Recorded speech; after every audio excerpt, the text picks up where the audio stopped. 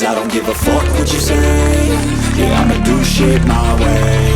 So you can go kick rocks, I'ma stack bricks up, build what I want to make. Yo, I got a lot of shit to say, so I'ma do this every day. I'll be writing things until I'm fucking buried in my grave. 6 feet deep under, but my body won't decay. Cause my messages are timeless, so they'll put them on display. Oh yeah, I rap with a certainty, I have a sense of urgency. A message for eternity, for everyone eternally. I had some people burning me, but now they fucking learn to see I ain't the one to fuck with. Now they looking nervously, and I don't really care what you think of me respectfully. You can kick rocks if you think you're fucking better, see. I will outwork you, turn you to an enemy. I'm just so bad that you're gonna need some therapy. I got the motherfucking recipe. I've been cooking up hits, I'ma leave a legacy. You'll be like, Assalamualaikum warahmatullahi wabarakatuh, Kang Bro. Akhirnya hari ini baru saja kita menonton Misano Race yang luar biasa bagi Jorge Martin dan juga luar biasa bagi Pecco Bagnaia, Cak. Ini sih toh mencong KB Kang Mas.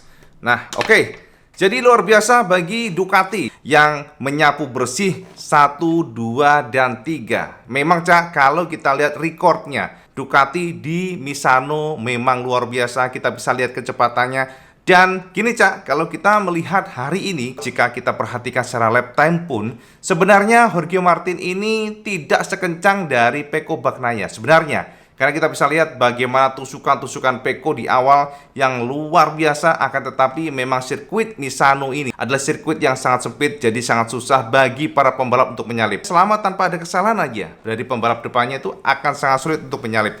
Apalagi ya kembali lagi kepada aero, Cak. Jadi dengan kondisi yang limitasi, maksudnya semuanya on limit, maka harus memiliki kelebihan yang cukup signifikan supaya bisa menyalip. Dan jika kita lihat lap time dari para pembalap hari ini, memang satu yang menjadi kampion sebenarnya secara lap time adalah Pecco Bagnaia. Akan tetapi memang pada last race ya, pada 5 lap terakhir bisa kita perhatikan bahwa dia exhausted. Jadi dia kesakitan, Cak, cedera kakinya belum bisa pulih. Kita bisa konfirmasi itu, bisa kita pastikan itu. Jadi teman-teman yang mungkin saat ini mengatakan, loh kenapa Pecco kok jadi kendor begitu? Sebenarnya memang pertama, Cak, dari sisi bannya sudah habis karena dia kan terus menekan. Dia berusaha untuk menyalip atau overtake dari Jorge Martin. Tekanan tersebut membuat bannya tergerus lebih cepat dibandingkan dengan Jorge Martin dengan pushing too much ya. Jadi terlalu banyak nge-push. Akan tetapi ya memang harus begitu kalau memang ingin menang. Apalagi kita lihat bahwa ada ambisi terselubung dari Pecco yang ingin juara 3 kali di Misano. Karena jika dia bisa juara 2 kali, ini berarti namanya dia bisa disejajarkan dengan Valentino Rossi dan juga Lorenzo. Karena hanya 2 pembalap ini yang bisa mengoleksi 3 kemenangan di Misano, sementara Pecco masih 2 kali. Nah, kita coba untuk memberikan gambaran kesampaian hari ini seperti apa hasilnya untuk balapan dan seperti apa pula lap time-nya, termasuk juga World Standing Championship. Kita bedah dalam video ini, Cak. Nah, Kang Bro, jadi performa luar biasa ditunjukkan Jorge Martin yang hari ini berhasil menjadi kampion. Artinya Jorge Martin menunjukkan bahwa dia selama 2 kali race berturut-turut dari sprint race sampai dengan race Sunday, dia berhasil menjadi pembalap terkencang, tak ada yang mengalahkan. Kedua, Marco Bezzecchi yang juga luar biasa. Bezzecchi mampu menunjukkan bahwa dia memiliki kecepatan. Dan ternyata Pecco Bagnaia menggunakan baju kuning, Cak. Jadi menggunakan livery special kuning. Ternyata Pecco hari ini masih pincang, Kang Mas. Jadi masih sakit kakinya. Bisa kita konfirmasi pada saat final tadi, pada saat finish masuk ke pedok, dan dia bisa kita katakan memang menahan, mungkin ya masih terasa sakit kakinya, Cak ya. Dan keempat, Samurai. Sekali lagi sang Samurai. Ini kita harapannya tadi sempat ya, WB cukup tegang tadi ngelihat Pedrosa. Bagaimanapun kita berharap Pedrosa bisa masuk podium karena dia terakhir kali masuk podium di MotoGP pada tahun 2017 di Valencia. Jadi seandainya hari ini Pedrosa mampu menjadi pembalap dengan masuk ke podium 3 aja, maka histori akan ditorehkan oleh Dani. Namun suka nggak suka spesifikasi mesin, sekali lagi engine ataupun secara akselerasi untuk KTM memang masih di bawah dari Ducati. Ini adalah sebuah raihan yang luar biasa. Ini adalah sebuah performa yang luar biasa Dani Pedrosa. Vinales menunjukkan kecepatannya walaupun mungkin gapnya cukup jauh.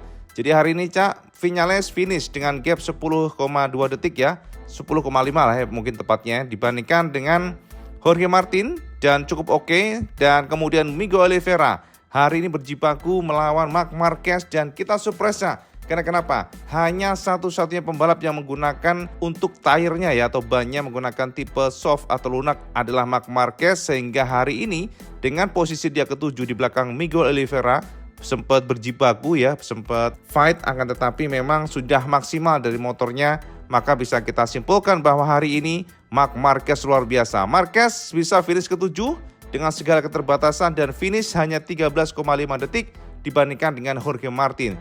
Kemudian di belakangnya Raul Fernandez ya dengan Aprilia sama, dengan posisi ke-8, ke-9 Luca Marini, dan ke-10 Johann Zarco. Alex Marquez harus puas di posisi ke-11. Alex Espargaro juga demikian, Cak. Alex jauh lebih buruk dibandingkan dengan Viñales dan hanya mengisi posisi ke-12.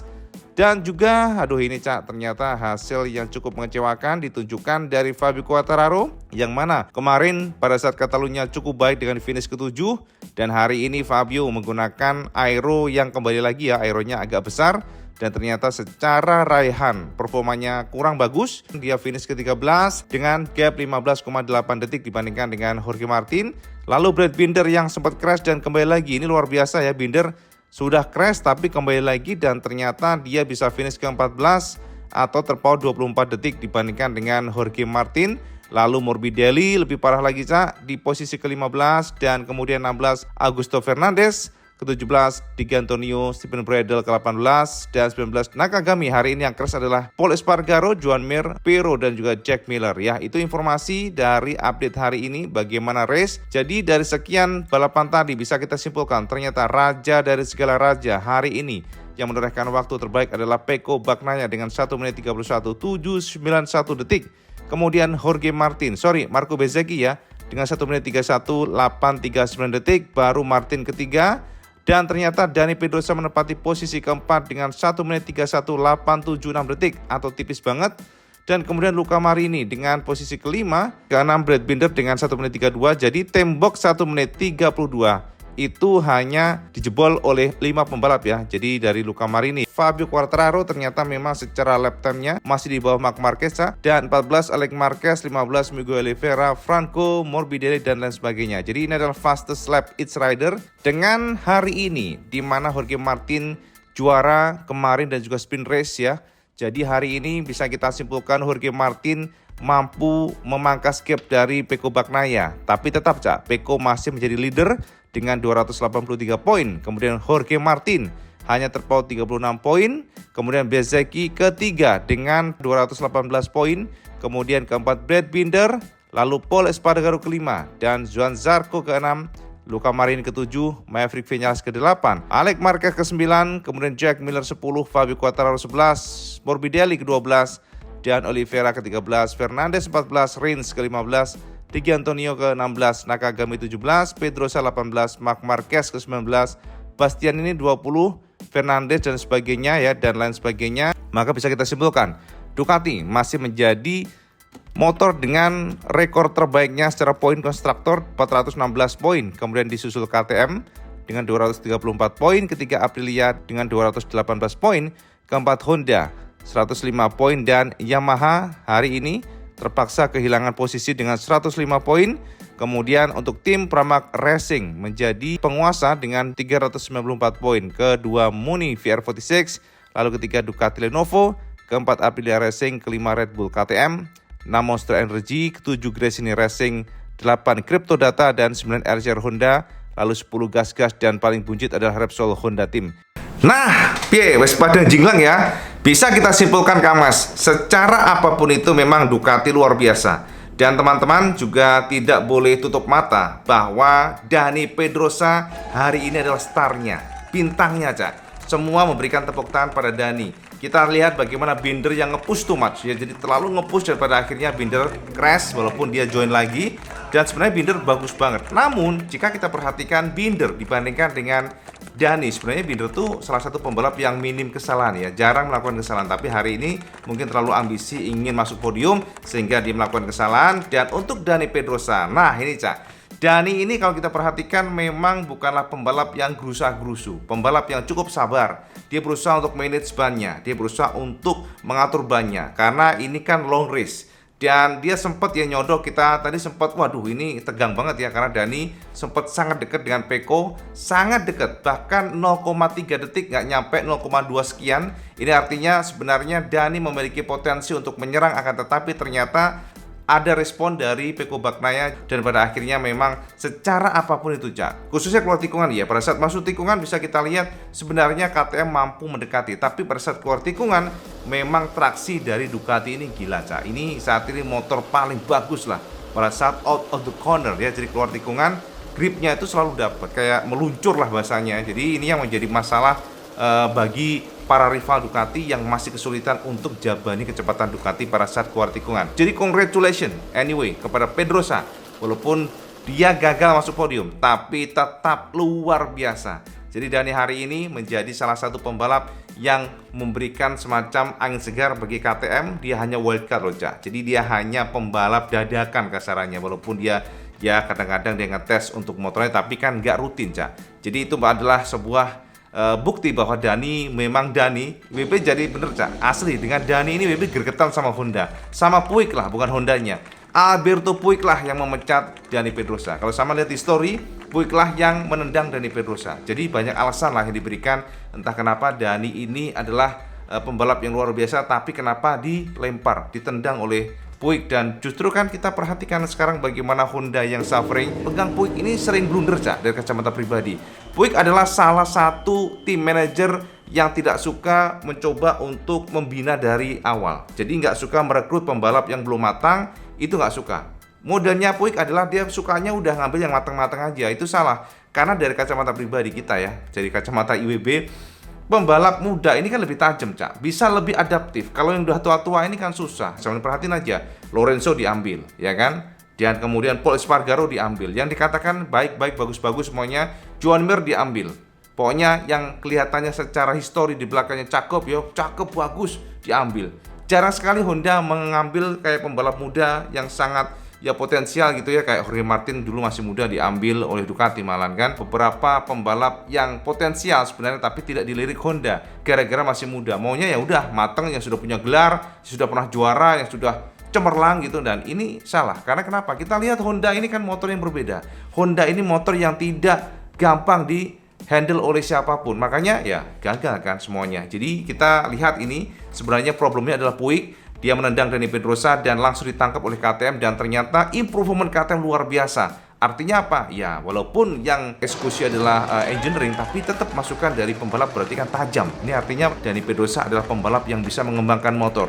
Terbukti KTM semakin menggila. Itu ya Cak ya. Nah sekarang kita ngelirik di bagian belakang Cak. Bagian belakang sekali lagi kita berikan acungan jempol buat Marc Marquez. Ini pembalap kalau diberikan motor bagus bahaya banget loh menurut IWB. Karena kenapa? Marquez hari ini dia adalah pembalap yang menggunakan soft tire belakangnya. Saman ingat Cak, saman catet. Semua pembalap hari ini menggunakan depannya hard ya untuk komponnya, belakang medium. Tapi Marc Marquez enggak, dia depannya hard, belakangnya soft. Sampai saya bayangin aja, tadi kan sempat ya nyodok ya, sempat ke 6, kemudian juga mendekati Maverick Viñales, sempat 0,3 detik, akan tetapi karena ini adalah long race dan akhirnya dia kehabisan banyak, dia sudah suffering, dan pada akhirnya apapun itu kita berikan acungan jempol karena dia berhasil finish ke-7 hari ini. Sebuah raihan luar biasa, amazing job dari Marquez. Apapun itu kita harus akui Cak, Marquez memang extraordinary. Terbukti hari ini Kang Mas, pembalap Jepang yang paling dekat. Fabio Quartararo hari ini tidak mampu untuk masuk 10 besar. Bahkan Fabio hari ini harus menerima posisinya terlempar dari 10 besar. Dan ini sebuah kondisi yang bisa kita katakan Marquez masih menjadi pembalap yang potensial sekali. Bakat atau talentanya masih sangat tajam dengan kondisi motor yang sangat sulit. Joan Mir tumbang, Nakagami di belakang. Terus kemudian siapa lagi komparasinya? Kan gak ada Kang Mas. Artinya memang Marquez adalah salah satu pembalap, satu-satunya pembalap yang memang masih luar biasa. Nah, kembali lagi kepada Marquez Cak. Memang di sela untuk kita membahas race ini, race barusan Misano, IWB ingin nge-share kesampaian berita yang paling penting. Jadi kemarin kan sempat kita bahas bahwa Marquez dirumorkan sangat kuat sudah tanda tangan kontrak dengan Gresini Ducati. Bahkan rumor-rumor tersebut menjadi gorengan dari para media luar, Spanyol, Italia, semuanya sangat yakin bahwa Marquez sudah tanda tangan dengan Gresini Ducati.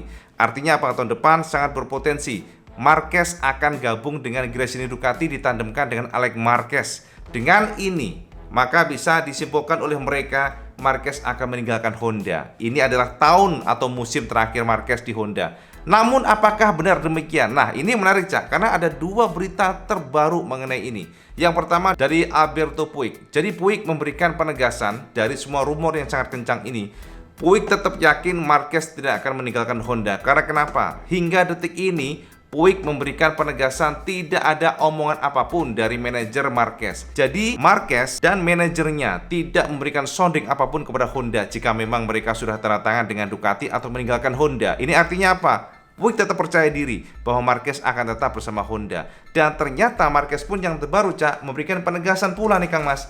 Jadi Marquez memang sengaja membiarkan spekulasi bermunculan, kata Marquez demikian. Karena dia nggak mau pusing memikirkan itu, jadi dia tetap kekeh dengan kondisinya bahwa saat ini dia akan fokus kepada Honda dan Honda. Jadi menurut Marquez, saat ini yang menjadi gambaran bagi dia adalah Honda sudah sangat serius. Tapi memang, Cak, dari beberapa sounding yang beredar saat ini, tahu nggak sampean bahwa sebenarnya Puig itu sudah meluluskan permintaan Marquez untuk merekrut para engineering dari Eropa. Jadi memang betul sih, namanya Gigi kan nggak ada lainnya, Cak. Gigi D'Alina kan orang Ducati yang memang luar biasa ini, mungkin tidak banyak, mungkin hanya 1 atau 2 dan tidak ada kembarannya. Akan tetapi Puig ataupun dari Marquez percaya bahwa pasti ada mekanik-mekanik yang sudah luar biasa ini, yang punya pengalaman luar biasa ini jika ditarik ke Honda untuk membantu Honda. Akan tetapi ternyata informasi internal Honda atau HRC menolak keras semuanya. Mereka punya pride, mereka punya kebanggaan, mereka tidak mau diajari, Cak. Jadi konfirmasi dari beberapa rumor yang berkembang, HRC menolak ide membawa para teknisi Eropa kepada tim Jepang karena memang HRC ini memiliki pride yang luar biasa.